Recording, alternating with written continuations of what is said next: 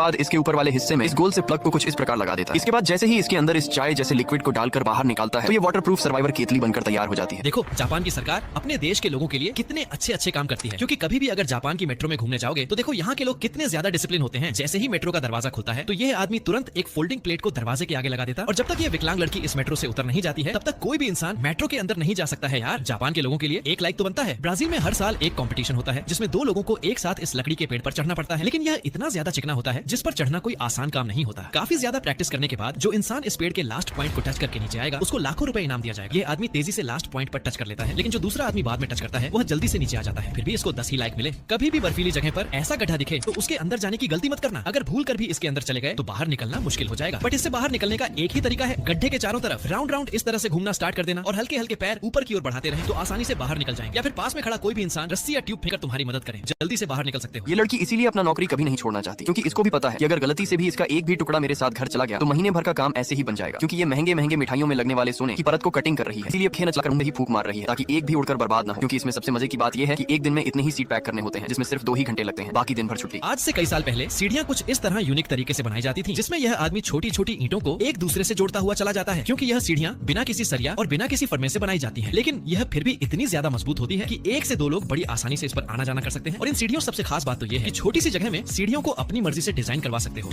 यह दुनिया का सबसे ग्लू टेप है। अक्सर हमारे घरों में लगी पानी की पाइप फूट जाती है या लीकेज हो जाती है तो लाख कोशिश करने के बाद भी लीकेज का पानी नहीं रोक पाते हैं, लेकिन यह ग्लू टेप इतना ज्यादा फास्ट काम करता है। इसको हम अपनी दीवारों पर या फिर लेंटर की दरारों में आसानी से लगा सकते हैं। एक बार यह ग्लू टेप लगाने के बाद तुम कितना भी कोशिश करोगे पर इसको छूटा नहीं पाओगे। चाइना की यह लड़की चाय पीने के लिए कुछ यूनिक डिजाइन की प्यालियां बनाती है जिसमें यह एक बड़े से पेड़ की पत्ती को मेल्टेड कांच के ऊपर चिपका देती है। जब यह प्याली पूरी तरह से ड्राई हो जाती है तो यह इस पत्ती को हल्के हल्के स्टिक से छूटना स्टार्ट कर देती है। इस काम को यह बहुत ही ज्यादा आसानी से करती है जिससे प्याली को कोई नुकसान ना हो और यह गोल्डन कप कुछ इस तरह से बनकर तैयार हो जाता है। अगर कभी भी तुम कुछ ऐसी चीज किसी को गिफ्ट करना चाहते हो और उसकी पैकिंग करने का यह तरीका सीख लिया तो लोग तुम्हारे हाथ लेंगे, क्योंकि यह लड़की एक नॉर्मल कागज से इस चीज को कितनी गजब तरीके से पैकेजिंग करती है कि लोग इसके हाथों की सफाई देखते रह जाते हैं। यह कागज को चारों तरफ से फोल्ड करती हुई चली जाती है और लास्ट पॉइंट पर इसको लॉक कर देते हैं। पूरी तरह से फिनिश करने के बाद चीन का सबसे महंगा आइसक्रीम